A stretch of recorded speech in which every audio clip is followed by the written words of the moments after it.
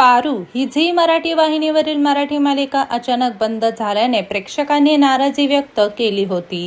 ही मालिका मुख्य वळणावर असतानाच काही कारणांमुळे बंद करण्यात आली।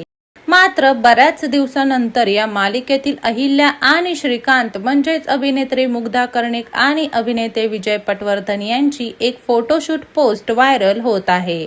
सगळ्यांना असं वाटत आहे की पारू मालिका परत सुरू होणार आहे। मात्र असं काहीही नसून या दोघांचं एक नवीन नाटक प्रेक्षकांच्या भेटीस येत आहे। कॅरी ऑन स्पायगिरी असं या व्यावसायिक मराठी नाटकाचं नाव आहे।